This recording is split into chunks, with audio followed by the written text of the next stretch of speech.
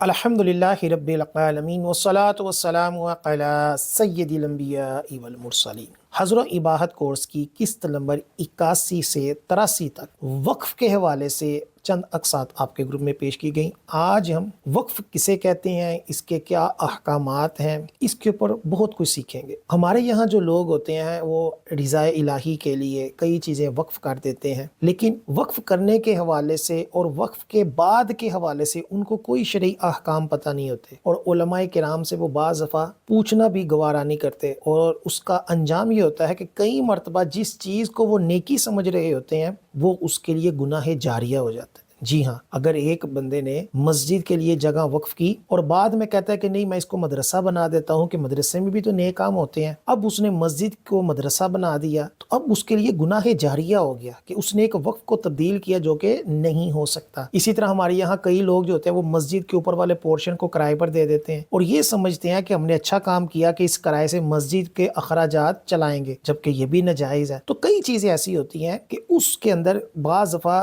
जो वाकिफ़ होता है या इंतजामिया होती है वो ये समझ रही होती है कि हम जो है वो अच्छा काम कर रहे हैं, जबकि वो गुनाह होता है। और फिर गुनाह भी ऐसा कि जो गुनाह जारिया कि मरने के बाद भी अगर वो गुनाह होता रहा तो इसको कब्र में भी गुनाह मिलता रहेगा। सबसे पहले ये याद रखें कि वक्फ क्या चीज़ है। वक्फ ये है कि किसी चीज़ को अपनी मलकियत से अल्लाह की रिजा के लिए खारिज कर देना कि जो अल्लाह के बंदे हैं वो इससे फायदा हासिल करें। अब जब एक बंदे ने वो जगह वक्फ कर दी, वो चीज़ वक्फ कर दी, तो अब वो चीज़ उसकी मलकियत से निकल गई, अब वो उसका मालिक नहीं रहा। इसलिए जो बाज लोग मस्जिद बनाने के बाद कहते हैं जी ये हमारी मलकियत है, हमने बनाई है, हम इसके मालिक हैं, ऐसा कहना दुरुस्त नहीं। जब मस्जिद बनाई, जब मदरसा बनाया, जब कब्रस्तान बनाया, जब अस्पताल बनाया, कोई भी चीज़ जो अच्छे काम के लिए आपने बना दी, वक्फ कर दी, तो अब आप उसके मालिक नहीं रहे, कोई भी उसका मालिक नहीं रहा, वो खालिस अल्लाह ताला की मिल्कियत हो गई। और अब जो वाकिफ़ है वो उसका मतवल्ली तो हो सकता है अगर उसका अहल है, लेकिन उसका मालिक ना वो हो सकता है ना उसकी औलाद हो सकती है। अब ज़मीन या मकान को वक्फ करने के बुनियादी जो है वो दो इसके मसले हैं। नंबर 1 ये है कि ज़मीन या मकान को इसलिए वक्फ किया जाए कि इसे मस्जिद या मदरसा या कब्रस्तान वगैरह बनाया जाए, ये एक है। दूसरा यह है कि ज़मीन या मकान को इसलिए वक्फ किया कि इसकी आमदनी मस्जिद, मदरसा या किसी अच्छे काम या गरीबों के ऊपर क्या हो, सर्फ हो। जैसे एक बंदे ने अपनी मार्केट की कोई दुकान जो है वो इस तौर पर वक्फ की कि इस दुकान का किराया जो है वो इमाम मस्जिद की तनख्वाह में जाए, इसका किराया जो है वो गरीबों में तकसीम हो। तो इस तरह भी वक्फ होते हैं। हमारे यहाँ कई लोगों ने अपनी जो है वो जायदादें इसी तरह वक्फ के लिए रखी होती हैं, तो इसको भी वक्फ शुमार किया जाता है और ये भी बहुत अच्छा काम है। अब जिसने वक्फ किया अगर वो मुसलमान है और उसने अल्लाह की रिजा के लिए किया तो ये क्या है, वो मुस्तहिक है सवाब का, और उसके लिए वो क्या हो जाएगा, वो सदका जारिया होगा और हमेशा उसका सवाब पाता रहेगा जब तक वो वक्फ जो है वो आबाद रहेगा, वो चलता रहेगा। जैसे आज हम मिसाल लें कि मुगलिया सल्तनत के जो किले हैं वो अब ख़त्म हो चुके हैं, हालांकि बड़े पायदार बने हुए थे लेकिन उनके नामो निशान मिट गए। इसी तरह दुनिया के कई आप किले देख लें वो ख़त्म हो चुके हैं, लेकिन जिन जिन बादशाहों ने मस्जिदें बनाई आज भी वो मस्जिदें आबाद हैं और क़यामत तक वो मस्जिदें जब आबाद रहेंगी, लोग नमाजें पढ़ते रहेंगे, तो उन बनाने वालों को सवाब मिलता रहेगा। तो असल जो बादशाहत है वो अल्लाह ताला की है और नेक कामों की है। आज बादशाहों की कब्रों का कोई पता नहीं, लेकिन जो अल्लाह वाले हैं, जो औलिया कराम है, उनकी कब्रें आज भी लोगों में आम हैं, लोग वहाँ जाकर उनके लिए दुआए खैर करते हैं। इसी तरह जो मसाजिद हैं, जो मदारिस हैं, जो कब्रस्तान हैं, इसी तरह और जो नेक काम हैं जिनके अंदर लोगों की फलाह है वो आज भी आबाद है। अगर कुछ नहीं हो सकता तो एक दरख्त अगर किसी ने लगा दिया ताकि लोग इसकी छाँव से, लोग इसके फलों से फ़ायदा हासिल करें,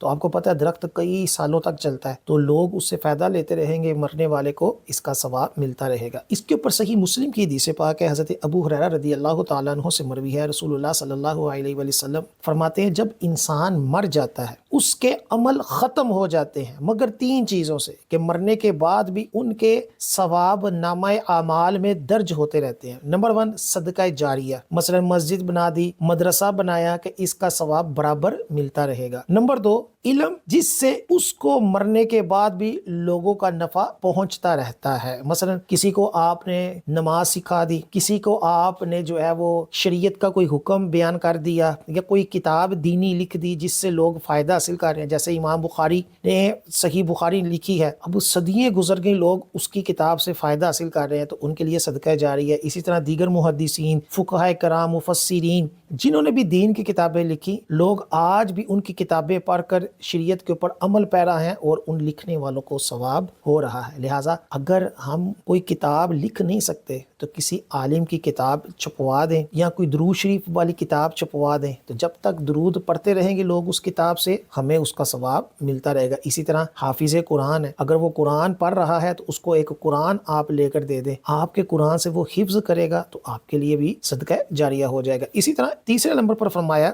या नेक औलाद छोड़ जाए जो मरने के बाद अपने वालिदैन के लिए दुआ करती रहे। यानी जो नेक औलाद होती है ये भी सदका जारी है कि वालिदैन को मरने के बाद भी उनका सवाब मिलता रहता है। जो भी औलाद नेक काम करे, औलाद को भी मिलेगा, वालिदैन को भी मिलेगा। लिहाजा काश के हम सब इन तीनों के ऊपर अमल पैरा हों। कोई मस्जिद बना दें या मस्जिद के अंदर कोई हिस्सा मिला दें, थोड़ा सा भी मिला दें। हदीस पाक में फरमाया चिड़िया के घोंसले के बराबर भी मस्जिद बनाएगा तो अल्लाह ताला जन्नत में उसका घर बनाएगा। तो छोटी सी भी मस्जिद बना दी है, उसके अंदर अपना हिस्सा मिला दिया, तो ये भी सदका जारी है। इसी तरह किसी को दीन का इल्म सिखा दिया तो ये भी सदका जारी है। किसी को आपने जो है वो सही तलफ़ुज़ के साथ कुरान पढ़ना सिखा दिया तो ये भी आपके लिए सदका जारी है। तीसरे नंबर पर है कि अपनी औलाद को नेक बना दिया। और ये भी याद रखें कि सबसे बेहतर वक्फ वो होता है जिसकी मुसलमानों को ज्यादा जरूरत हो। यानी एक जगह है जहाँ मस्जिद नहीं तो वहाँ मस्जिद बनाना अफजल होगा, जहाँ मदरसा नहीं वहाँ मदरसा बनाना अफजल होगा, और जहाँ कब्रिस्तान नहीं, जैसे आजकल के कई शहरों के अंदर बड़े बड़े जो है वो इलाकों के अंदर कब्रिस्तान मिलता ही नहीं, या पुराने कब्रिस्तान है वहाँ जगह ही कोई नहीं, तो अब वहाँ कब्रिस्तान के लिए जगह वक्फ करना वो अफजल होगा। इसी तरह इलाज मुआलजे के लिए अगर अस्पताल नहीं या बहुत महंगे हैं तो वहाँ गरीबों के लिए अस्पताल बना देना या पानी की सबील लगा देना। जहाँ जो भी मुसलमानों को ज़रूरत हो उसके लिए वो एहतमाम कर देना अल्लाह की रज़ा के लिए, ये वाला वक्फ क्या होगा वो सबसे अफजल हो जाएगा। अगर कोई शख्स अपनी सेहत के ज़माने में यानी बीमार नहीं हुआ, आखिरी लम्हे नहीं है, अपनी तमाम जायदाद मस्जिद या मदरसा पर वक्फ कर दे कि मेरी ये सारी जायदाद का हमेशा जो नफ़ा हो वो मस्जिद पर या मदरसा के ऊपर वक्फ हो, और अपने वारिसों के लिए ना छोड़े। तो अब अगर इसमें नीयत ये है कि मेरे वारिस जो है वो महरूम रहें, उनको कुछ ना मिले, तो ये जो नीयत है ये जायज़ नहीं है। इस तरह वक्फ करना भी शरअन दुरुस्त नहीं कि अपने वारिसों को जो है वो भूखा छोड़ दे और दीन के लिए जगह दे दे, बल्कि करना ये चाहिए कि 1/3 हिस्सा जो है वो अच्छी वसीयत के ऊपर या दीनी कामों के लिए कर दे, बाकी जो जायदाद है उसको क्या करे वो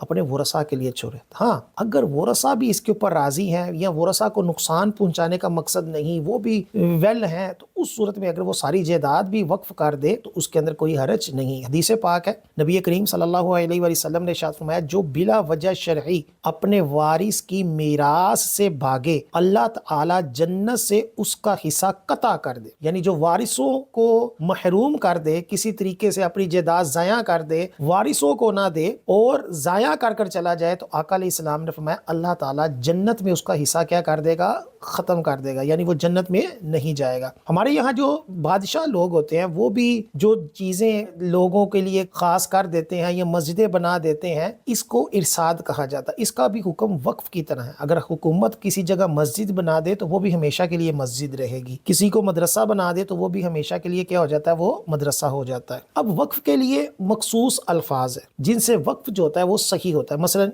मेरी ये जायदाद सदका मौकूफ़ा है कि हमेशा मसाकीन पर इसकी आमदनी सर्फ होती रहे, या अल्लाह ताला के लिए मैंने इसे वक्फ किया, या मस्जिद या मदरसा या फलां नेक काम पर मैंने वक्फ किया, या फुकरा के ऊपर मैंने वक्फ किया, इस चीज़ को मैंने अल्लाह अज़्ज़ा वजल की राह में दिया। اسی طرح میری یہ زمین صدقہ ہے یا میں نے اسے مساکین پر تصدق کیا، اس کہنے سے وقف نہیں ہوگا، بلکہ یہ ایک منت ہے کہ اس شخص پر وہ زمین یا اس کی قیمت کا صدقہ کرنا واجب ہے، صدقہ کر دیا تو بری الذمہ ہے، ورنہ مرنے کے بعد یہ چیز ورثہ کی ہوگی اور منت پوری نہ کرنے کا گناہ اس منت ماننے والے پہ۔ یعنی وقف کے اندر الفاظ ہوتے ہیں، اگر بغیر الفاظ ادا کیے کوئی چیز خاص اپنے طور پر کر دی تو بعض صورتوں میں وقف درست نہیں ہوگا۔ ہاں اگر مسجد کو اس طور پر وقف کیا کہ زبان سے نہیں کیا لیکن لوگوں کے لیے کھول دی، لوگوں کے لیے مسجد میں آنے کا، نماز پڑھنے کا اہتمام شروع کر دیا، تو اس صورت میں وہ دلالتاً بھی وقف ہو جاتی ہے۔ لیکن اوورآل عام ہر چیز جو ہے وہ اس طرح وقف نہیں ہوتی، بلکہ اس کے لیے کیا ہے، وہ الفاظ ضروری ہیں۔ اور یہ بھی یاد رکھیں کہ تحریری طور پر وقف ضروری نہیں ہوتا، زبانی بھی کہہ دے تو وقف ہو جاتا ہے۔ کئی لوگ اس غلط فہمی میں ہوتے ہیں، جی وہ والی صاحب نے جو ہے وہ کوئی تحریر نہیں دی، کوئی ثبوت نہیں ہے، زبان سے کہا تھا تو اس کا اعتبار نہیں، زبان سے بھی وقف ہو جاتا ہے۔ ہاں تحریر ایک کورٹ کچہریوں کے اندر ایک ویلڈ ہوتی ہے، تو اس لیے بہتر ہے کہ تحریر بھی لائے، ورنہ تحریری شریعت کے اندر کوئی اس کی قید نہیں ہے۔ زبان سے بھی اگر اس نے وقف کر دیا تو وہ وقف ہے، اس کے اندر تبدیلی ورثاء کے لیے یا اس کے لیے خود کرنا جائز نہیں ہے۔ اس لیے وقف کرنے سے پہلے بڑا سوچ سمجھ لیں۔ آپ نے جگہ لی تو جگہ لیتے ہی وہ جگہ وقف نہیں ہوگی جب تک کہ آپ اس کو باقاعدہ یہ نہ کہے کہ میں نے اس کو وقف کیا۔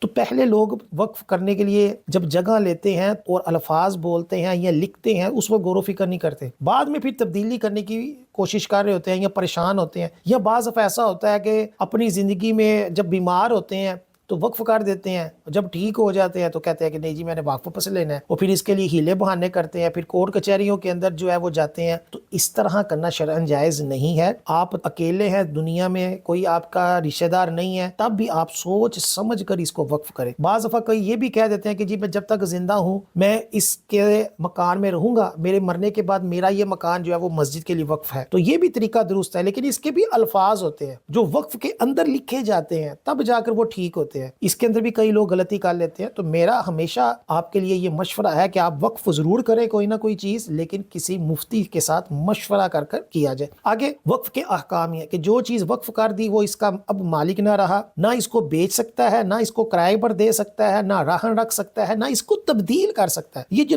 تبدیلی والی بات ہے یہ بڑی اہم ہے۔ ہمارے یہاں کیا ہوتا ہے، والد صاحب اپنی جگہ وقف کرتے ہیں، اولاد جب دیکھتی ہے کہ یہ جگہ تو فرنٹ کے اوپر آ گئی اور یہ بڑی مہنگی ہو گئی ہے، تو اب کیا کہتے ہیں کہ یار یہ مولوی لوگ ہیں، انہوں نے بیچاروں نے کیا کر لینا ہے ہمارا، تو وہ کہتے ہیں کہ یہ جگہ آپ ہمیں دے دیں، اس کے بدلے میں ہم آپ کو دوسری جگہ دیتے ہیں، اور وہ اس سے زیادہ دے دیتے ہیں۔ تو اس طرح کہنے سے تبدیلی نہیں ہو سکتی، وہ چاہے پوری دنیا دے دیں لیکن اب وقف کے اندر تبدیلی نہیں ہو سکتی۔ اسی طرح یہ بھی یاد رکھیں کہ وقف کی چیز کو غصب کر لینا، اس کو کھا لینا، یعنی اس کو تبدیل کے بہانے سے اس کے اوپر قبضہ کر لینا، یہ یتیم کا مال کھانے کی طرح ہے۔ یعنی یہ وقف جو ہوتا ہے مثل یتیم ہوتا ہے، اور یتیم کا مال کھانے کے حوالے سے قرآن پاک میں فرمایا گیا وہ جو یتیموں کا مال ناحق کھاتے ہیں وہ تو اپنے پیٹ میں نری آگ بڑھتے ہیں اور ان قریب برکتی آگ میں جائیں گے۔ اس لیے جو بھی وقف چیز ہو اس کے اندر کبھی بھی ٹانگ نہ اڑائی جائے، نہ اس کی تبدیلی کا، نہ اس کے اوپر قبضہ کرنے کا، نہ اس کو تبدیل کرنے کے حوالے سے کوئی بھی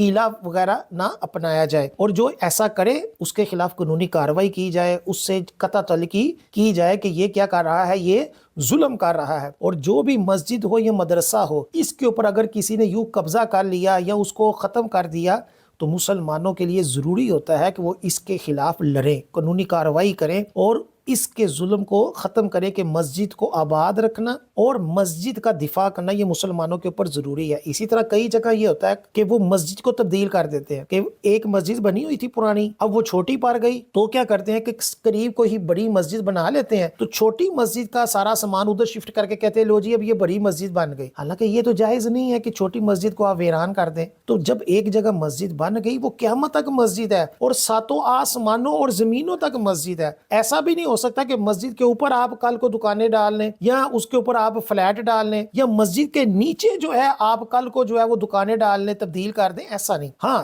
بناتے وقت اگر آپ فرنٹ کے اوپر دکانیں بنا لیں اور پھر اس کے اوپر مسجد بنائیں یا بیک پر بنائیں تو شروع میں تو ایسا ہو سکتا ہے، لیکن ایک مسجد چل رہی ہے اس کو شہید کر اس کے کسی حصے کے اندر دکان بنا لینا یہ شرعاً جائز نہیں ہے۔ اور یہ کئی مرتبہ یہ کیس دیکھے جاتے ہیں اور لوگ گناہگار ہو رہے ہوتے ہیں لیکن اپنے آپ کو وہ گناہگار نہیں سمجھتے، اس لیے یہ معاملات بڑے غور و فکر والے ہوتے ہیں۔ اللہ تعالی ہمیں اس حوالے سے احتیاط عطا فرمائے۔